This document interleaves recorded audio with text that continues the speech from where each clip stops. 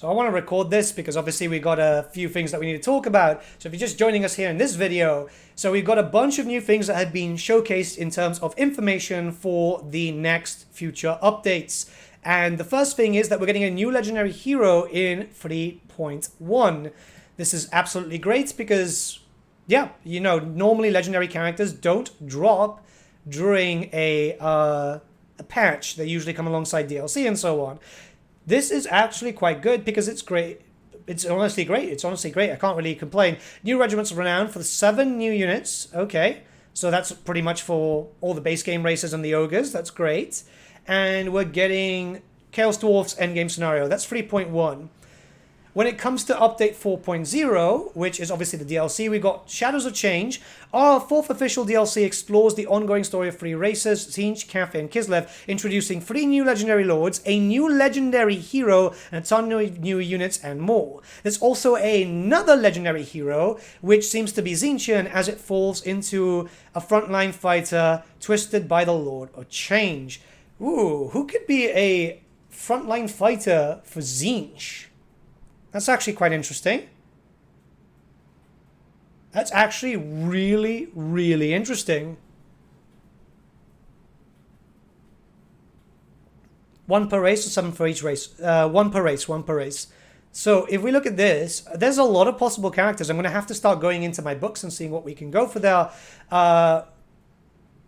There's a lot here. Immortal Empire's achievements are finally coming back. Yeah, this is great. So this means that people will be able to actually get their achievements through Immortal Empires and not have to go into the Realm of Chaos map. Race updates. The 3 races cast into the spotlight by this DLC will also be the benefactors of a base race update. So all of you Tzeentch, Cathay, and Kislev commanders, this could be a great time to start conversations with your favorite players. This is awesome. This is awesome. This is awesome. AI updates. Okay, so we're getting AI updates too. And we're getting some bug fixes when it comes to the settlement stuff. So hopefully settlement battles will be improved because I really do like the system. I think that it's actually a great system and there is a lot that can be done with that. I'm actually quite excited about this. Hopefully this continues this way. If we go down to... Ooh, this one's the one that I'm excited about, all right? So Thrones of Decay is update 5.0. And Nurgle, the Empire, and the Dwarfs will take the spotlight with their own legendary lords. New campaigns to expand it to all Warhammer universe. This is an addition of a new legendary hero. New legendary hero, new units, and other perks we'll talk about in the latest DLC. Okay, 3 legendary hero. Another legendary hero joins the toolbox. No hints on this one. You already have all the clues you need. Toolbox. Toolbox. Nurgle, tools. Oh my god. Toolbox. What could this be? This is really, really interesting. This is really, really interesting. I don't know. We're going to have to discuss this a lot. Dawi Engineer. Ooh, yeah. Could be a Dawi Engineer. Yeah, it could be... Oh, God. The guy with the shotgun. The guy with the shotgun. Grimburluxon. Yeah, it could literally be that. Then we move on to the Nemesis Crown. A new legendary artifact akin to the Sword of Cain. Okay, so it's not a game mode. Appears on the battlefield. We'll dive into what that offers in before its addition in 5.0.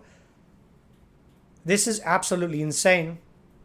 This is absolutely insane. And the best thing about 5.0 here is race updates. Nurgle, the Empire, and the Dwarfs are under the microscope, which makes for a great opportunity to prioritize your ideas and your complaints before the end of the year. So if you guys have ideas and stuff for the Dwarfs and the Empire, and Nurgle too, but really Nurgle is fine, it just needs like a change to the tech tree and so on. This is going to be kind of cool here. We got a little bit of information here. We're nowhere near close enough to dig into the intricate details of what's on the way for 5.0, but the important thing is that it's on the way, and that gives you plenty of time to not only speculate on what free lords will be appearing this winter, but what changes you'd like to see of the free races. This is great. This is absolutely fantastic. And then finally, we have a little bit of information regarding 6.0. And finally, to round out the 12 months calendar, we can confirm that update 3.0 will drop in the spring of 2024. Another opportunity to expand 3 of the game's races, introduce new legendary lords, a new legendary hero, and game improvements. This is fantastic. So I'm actually really happy that they've been so open with just wanting to give a bunch of information out. I'm actually really, really happy about this. It definitely shows that Creative Assembly are listening. It definitely shows that Creative Assembly are listening. This is really, really, really good. And we do have a little bit more information here. With looking further ahead. There's plenty more in the works that we haven't even begun to touch on. Ongoing performance optimizations, gameplay, and mechanic improvements. Great, great.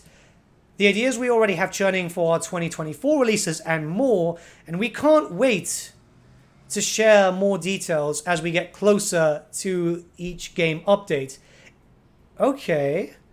And with all this in mind, your feedback continues to be a key to the growth of the game as we get what, as well as what gets included in every single feature release. We're building a game for you, so absolutely do keep the conversation flowing in a respectful and constructive manner. Yeah, I mean, that makes sense, right? Maybe the Norsko rework arrives in 6.0. I'm hoping so. I'm hoping so. This is a lot of information. Well done, Creative Assembly. I'm absolutely overwhelmed with what we've seen so far. I think that this is definitely going to be there to... like, legendary heroes. I can't believe it. We're getting another legendary hero in the next patch. Likely around the same time for the Skull Throne event. Which, if it's going to be the Skull Throne event... it's going to be Skull Taker. Like, it just kind of makes sense to be Skull Taker, right?